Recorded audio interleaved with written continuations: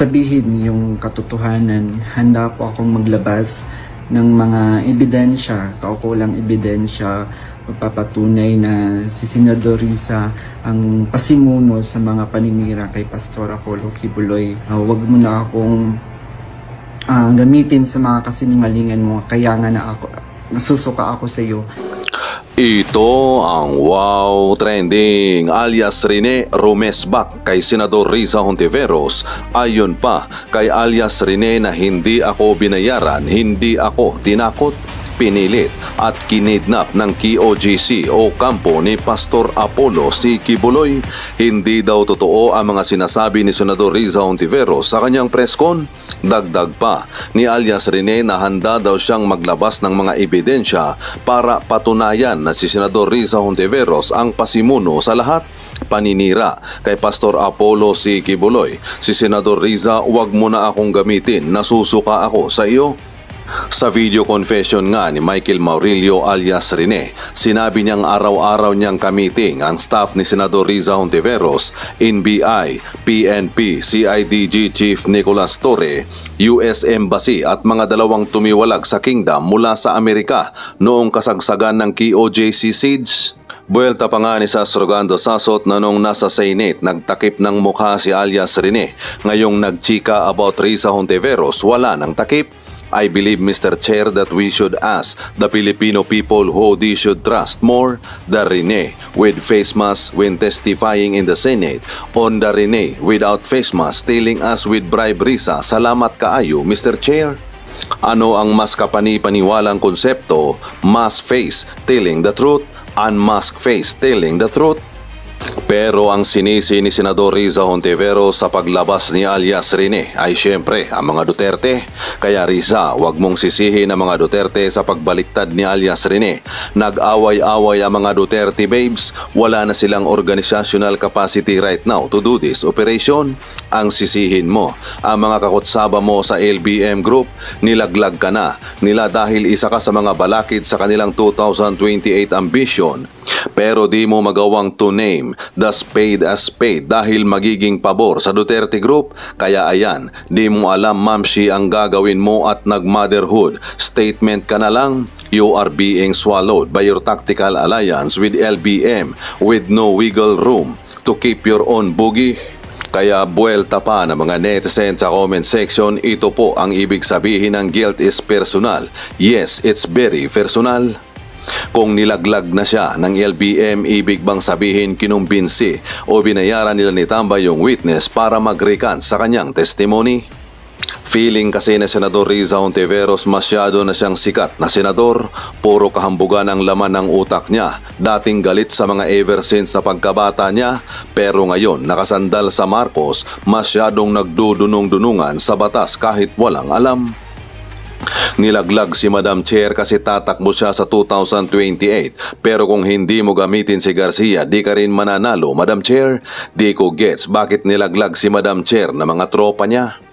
Kung ano ang ginawa mo sa kapwa mo, yan din ang babalik sa iyo. Karma is real. Ngayon, ramdam mo na kung ano ang ginawa mo kay Pastor Quiboloy at mga Duterte. Akala mo, kaya mo silang isa-isahin. Buti si Attorney Harry nakaalis agad sa Pinas. Ngayon, back to you, Madam Chair. Isa lang ang tawag dyan, karma na nag-backfire sa kanilang kawalang hiyaang ginawa nila sa kapwa nila, lalo na't kabutihan naman ang nagawa sa kanya. Mga kaluluwa nilang nangangamoy sunog na kasi mga buhay pa tostado na sa impyerno mga kaluluwa nila. Ang isyu kay Pastor Quiboloy upang ma-establish po ang pagkakadawit ni Hontiveros na gusto niyang gawin, na siya din naman pong utos ng kanyang financier at ng kanyang padron dito sa ilalim ni Marcos at ni Romualdez, na idawit po sa sinasabi ni Hontiveros na teorya niya na Davao-based criminal syndicate group na Quiboloy Duterte Criminal Group. So ginamit nila ito si alias Rene, una para birahin at gawan po ng kwento ng kung ano-anong kasinungalingan si Pastor Quiboloy. Bagamat walang ebidensya at wala pong solido na mga testimonya at pagpapatotoo. In fact, earlier on, na-dismiss na po ang kasong ito na nirereklamo kay Pastor Quiboloy 4 years or 5 years ago sa Davao Prosecutor's Office. Subalit binuhay po ito at dinagdagan pa nitong mga tanim witnesses na ang sabi ni alias Rene, si Risa Hontiveros po ang pasimuno nito. At ginamit niya ang kanyang kapangyarihan sa Senado bilang isang senador upang mainusot ang isang one-woman show na tinatawag nating Senate Investigation or Senate Committee Investigation na ginawa nga nila. At walang ibang mga senador ang pumunta o nag-participate. It was indeed a one-woman show for Risa Hontiveros sapagkat atat na atat siyang sirain po si Pastor Kibuloy at bigyan po ng putik ng ang mga intriga at akusasyon kahit hindi po valid, basta may mapasulpot siyang witness, di bali nang magbayad, di bali nang mag-scripted, di bali nang ito ay magsinungaling, basta maidugtong niya ang kanyang baluktot na kaisipan sa teorya niya na there is an existing Davao Criminal Syndicate or criminal group na tinatawag niyang Kibuloy Duterte Criminal Group. Yun ang teorya niya. Kaya kailangan niya magkaroon ng tanim witnesses according dito kay alias Rene. Ngayon nang sumabog po ito at mukhang lumawak ang panawagan for the resignation ni Risa Hontiveros na dapat umalis na siya bilang senador, bagamat ito ay hindi pa nagkakaroon ng paglilitis o formal na investigasyon sa Ethics Committee of the Senate, but the revelations have become so very related to other historical situation kung saan na involved din po si Risa Hontiveros dito sa tinatawag na modus operandi ng bili witness, tanim witness. Sino pong nagbulgar nito? Binulgar po ito ni Attorney Ferdinand Topacio. Ang sinasabi niya, 3 instances, no? Ang unang instance na binanggit ni Attorney Topacio ay noong ginamit nila Hontiveros at ng kanyang BFF, no? Alam niyo na yung kanyang BFF, no? Upaw din ito. Si Boy AK-47 na isang political mercenary. Hindi po ito political analyst. Pag sinabing political mercenary, kagaya ni Hontiveros, they are for hire para magsagawa ng political special operations and special demolition job the way they did to former Chief Justice Renato Corona. Nahuli po yun ni Senator Miriam Defensor Santiago on the Senate Impeachment Court cross-examination. Nahuli ni Senator Miriam Defensor Santiago na ang witness na tinanim nila Hontiveros at nila Llamas, according to that revelation, ay ipinilit pala na bigyan ng orientasyon at bigyan ng briefing at ng mga kung ano-anong dokumento nila Hontiveros para po magkaroon sila ng false testimony sa loob ng impeachment court. Kaya galit na galit po noon si former and the late Senator Miriam Defensor Santiago sa nangyaring ito, at lumabas nga po yan sa pagpapahayag ni late Chief Justice Renato Corona na itinuturo niya ang grupo ng akbayan nila Hontiveros at ng kanyang mga kaalipures like sina Eta Rosales at iba pa, at itong grupo nila Ronald Llamas na nag-operate at pinunduhan ni former President Noynoy Aquino para wasakin, sirain at tanggalin bilang Chief Justice of the Supreme Court si former Chief Justice Renato Corona.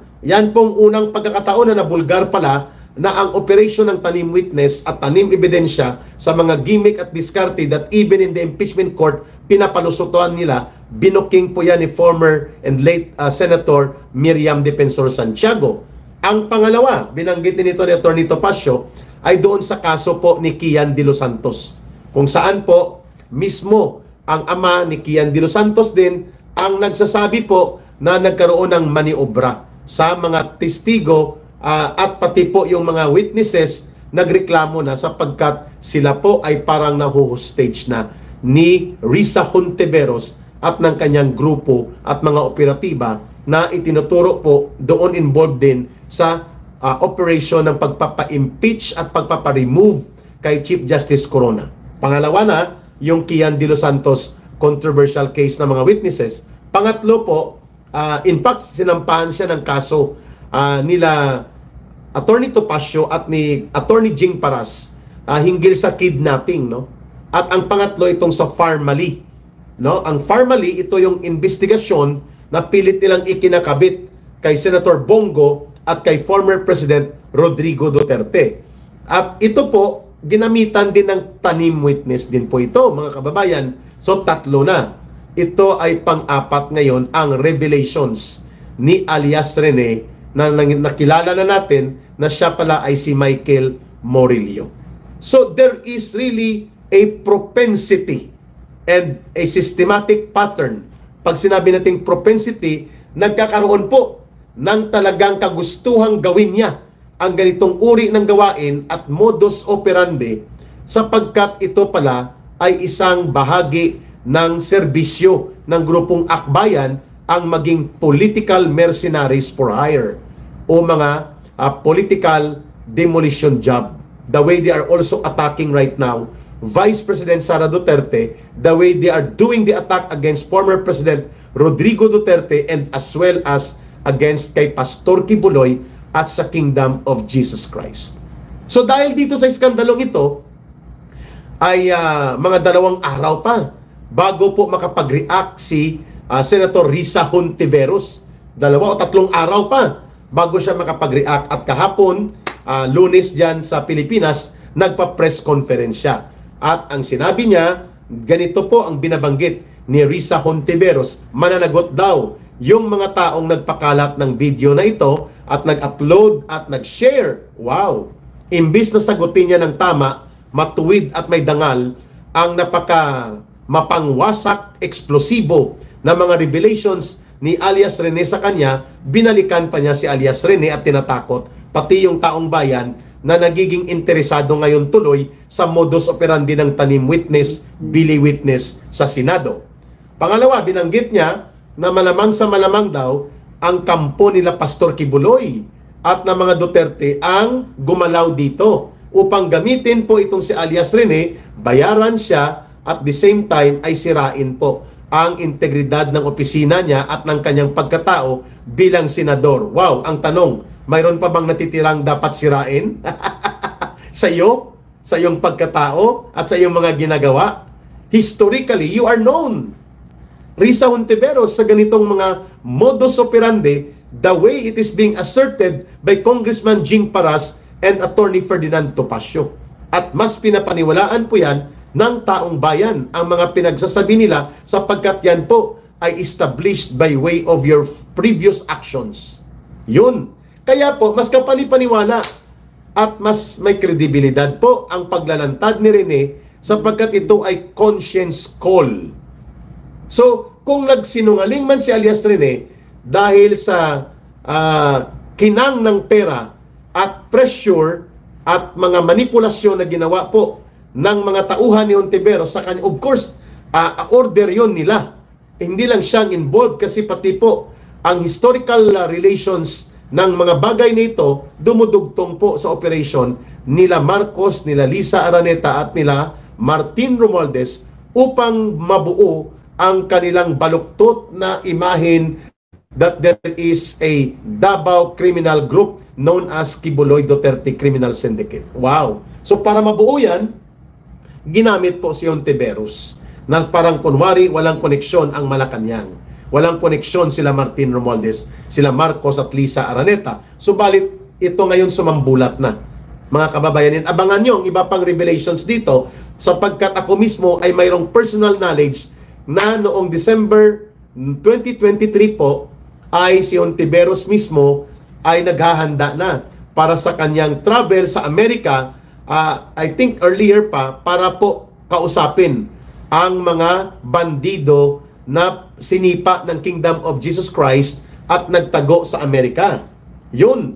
At ito din po, mayroong mga witnesses dyan na nirecruit ng isang nagngangalang Thinking Pinoy. Ang lumalabas na pangalan na alam natin po dati yan ay Alleluia, tunutudo kay Pangulong Duterte yan. At naging nagprograma pa yan sa SMNI noon. At itinuturo na nag-recruit a certain Regina Arevalo alias Ikang Bakekang. No, iyan ang tinuturo ni alias Rene. At kilala ko rin ang mga personalidad na ito, talaga pong ito ay na-involve dati sa KOGC at dahil po sa kanilang hindi ka nais-nais na mga record at ginawa, ay pinatalsik at dinisiplina sila at pinalayas sa KOGC. Mukhang ito ay mga kabahagi ng revelation ni Rene na ngayon pilit i-deny ni Hontiveros na siya pala ang nag-recruit at pinunduhan ito lahat. Ngayon, ang kanyang sagot, ito daw ay papanagutin niya sa batas. Tinatakot niya na ngayon sa batas. Teka muna, ang tanong ng taong bayan, bakit magsisinungaling si Rene? Noong siya ay ginamit ninyo at nagsisinungaling siya, sabi niyo totoo ang sinasabi niya. Sa dalawang version na ito na paglabas ng mga pahayag ni alias Rene, mas may kredibilidad at mas dumudugtong sa kasaysayan ng pattern ng ginagawa ni Risa Hontiveros ang kasalukuyan at pinakahuling revelation ni alias Rene. Kasi tumutugma doon sa mga previous na nangyari na involvement ni Risa Hontiveros ng grupo ng Akbayan at mga tauhan nila hinggil sa tanim witness, bili witness, which are fraudulent criminal acts na ginagamit po ang Kongreso, ang Senado para magwasak ng reputasyon, dangal at integridad ng mga tao na tinatarget for political demolition job. Kaya natin tinatawag sila na mga political mercenary. Ang grupong ito ng Akbayan, kung saan po isa dyan leader nila si Hontiveros at itong BFF niya na sila Ronald Llamas. Wow! Para sa akin, the latest revelations being made by alias Rene can be considered as a conscience call. Ibig sabihin po, nakabatay ito sa kanyang konsyensya sapagkat nakagawa siya ng mali na siya ay nasilaw sa kinang ng pera, na manipulate siya at nagamit siya. At para sa akin, there is always an opportunity for conscience call. Like sa akin, for 21 years, akala ko tama ang ginagawa ko doon sa CPP, NPA, NDF. Pero nang tinamaan ako ng conscience call ko at hindi ko na maatim na ang winawasak at pinapatay ko ay sariling bayan at mamamayan ko sa maling ideolohiyang banyagang itinanim sa aming murang edad at kaisipan ng isang grupong ang mga leader nito ay nagtatago at nagpapasarap buhay sa Netherlands at sa Europe at sa iba pang bansa, nagkaroon din ako ng conscience call. Kung kaya ito ngayon, tinatanggap ako ng taong bayan at naging political commentator ako na nagbibigay ng mga kaalaman at mga pag-unawa sa nagaganap sa ating bayan. That is also a product of my conscience call. And so therefore, itong nangyari kay Rene na pagbaliktad niya at pag-reveal ng totoong nangyari kung paano siya ginamit at iba pa mang mga kasama niya na binayaran sila, scripted, pinilit, nilaro ng kanilang manipulasyon, ng impluensya nila Hontiveros at ng mga poderosong mga taong under sa administrasyon ni Marcos at Romualdez, ay nagkaroon po siya ng realization. Hindi na tama ito. Kaya ang title ng kanyang unang video, hindi na niya masikmura ang panggagamit sa kanya at sa kanyang mga kasamahan na tumiwalag na nga sila at itiniwalag at dinisiplina ng Kingdom of Jesus Christ, ay gumawa pa rin sila ng masama at malalim na kasamaan. And that is called a conscience call.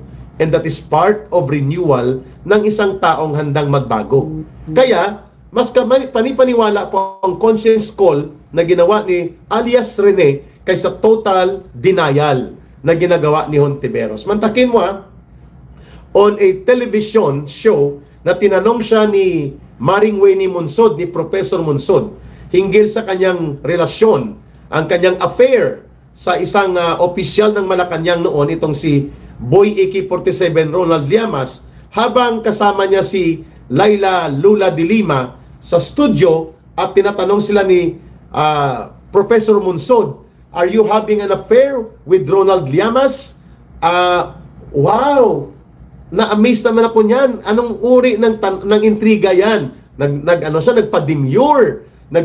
National television yun at nakatunghay pa at nakikinig ang kanyang isa pang BFF, nakapareho din sila ng balahibo, si Lula Laila de Lima. Wow! At nang sinabi niya, no, we are comrades. So, comrades kami kasi kami ay magkasama sa Akbayan for 30 years, kami ganito. E di tinanong siya ngayon ni Maring Wayne Monsod, so do you know kung si Ronald Llamas ba ay may asawa o pamilyado? Parang ganon. Ang sagot niya, hindi ko alam. Tinanong siya ni Wayne Monsod, hindi mo alam 30 years kayo magkasama? Hindi mo alam kung siya ay, sabi mo magkaibigan kayo for 30 years. na may asawa? Sabi niya, ang alam ko, hiwalay na.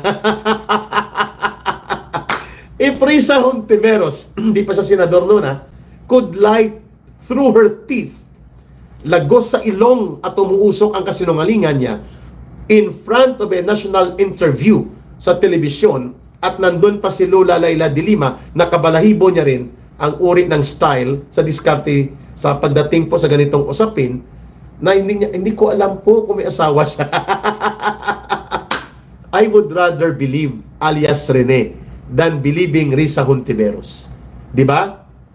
The pattern of lies, yung padron ng sistematikong pagsisinungaling, palusot, at maniobra at manipulasyon ay nakatatak po sa ginagawa ni Hontiveros even in the past hanggang sa kasalukuyan. And so therefore, ang pagpasok po ng conscience call that made Rene reveal kung ano talagang nangyari doon sa peke na ginawa na investigation ni Hontiveros against kay Pastor Kibuloy, sa Kingdom of Jesus Christ, sa mga ministro nila, at pati na po kay Pangulong Duterte at kay Vice President Sara Duterte, all along tumutugma ito sa naging pattern o naging kaganapan sa style diskarte bulok nila Hontiveros ng Akbayan at mga kabarkada niya kagaya po ni Ronald Llamas. So I would rather believe in a pattern of historically correlated na mga pangyayari na ngayon po tumutugma sa sinasabi ni alias Rene, and I would rather call this as a conscience call and a revelation that gives correlation of historical events related sa pagtatanim witness at iba pang akusasyon ng tampering of witnesses, ng pangbibili ng witness na binabanggit at pinopoint out din po ng grupo nila Atty. Topacio at Congressman Jing Paras. Ayun, klaro. Now, what's the question here? Ano po ang tanong dito sa pagpe-press conference ni Risa Hontiveros na ito? Ang tanong, will the Senate leadership under Senate President Chis Escudero and the new senators and all other members of the Senate sa 20 Congress na ito papayagan ninyo na makakalusot at hindi po mabubuksan in a formal Committee on Ethics Investigation at madisiplina at kung ma-establish ang katotohanan at pagdudugtong ng tamang mga impormasyon na ito at maipakita ang involvement ni Risa Hontiveros sa operasyon ng tanim witness and pambibili ng witness, ito po ay isang malaking institutional damage to the Senate, and these are criminal acts that require the immediate expulsion or pagtanggal at pagsipa kay Hontiveros bilang senador ng Republika ng Pilipinas. Kasi alam natin hindi siya magre-resign. Makapal din po ito si Hontiveros. Kagaya din po ito ni Lola Laila de Lima na grabe magmaang-maangan, and they believe that they are still morally and self-righteous, na parang tama at totoo pa rin ang kanilang pinapanindigang sila ay mga mabubuting lingkod bayan. Wow! With all these revelations na ngayon ay nalantad na, so the Senate Committee Investigation on the Committee on Ethics or by the Committee on Ethics ay nararapat po ito para ma-establish. Lumabas si alias Rene, lumabas po sila Atty. Topacio at iba pang mga naging pattern po ng witness inducement, tanim witness at mga pamimili ng witness gamit po ang ala political demolition job and mercenary work using the badge of the Senate bilang senator siya. Ito po ang mas nagpalubha ng ganitong issue. Risa Hontiveros, if these are true, ang mga na-i-reveal ni alias Rene and mukhang may iba pang magko-corroborate at maninindigan sa katotohanan sila ay binayaran at ginamit as tanim witness ng mga peking sinungaling na mga witnesses na ginamit para lamang sa operation na wasakin si Pastor Kibuloy, ang Kingdom of Jesus Christ, ang mga personalidad kagaya ni Pangulong Duterte at ni Vice President Sara Duterte, then the institutional damage has been seriously done and committed by Hontiveros kung ito po'y totoo at ma-establish ito against the Senate as an institution of democracy. Kailangan po may pananagutan dito si Hontiveros. Kung mayroon siyang katiting na kahihiyan pang natitira, dapat siyang kung hindi niya kaya mag-resign, mag-leave of absence siya. at buksan ang Senate Committee Ethics Investigation and let the witnesses come out and the evidence be presented and let her defend herself there sa Senate Committee on Ethics. Pero for the meantime, para man lang magpakita sana ng kunting dangal, kung mayroon pa siyang natitira nito, ay dapat mag-leave of absence siya, at kung hindi niya kayang mag-resign, subalit kung ayaw niyang gawin ang parehong leave of absence at ang resignation, ay kailangan po siyang tanggalin pagkatapos po ng proseso na ma-establish po ang katotohanan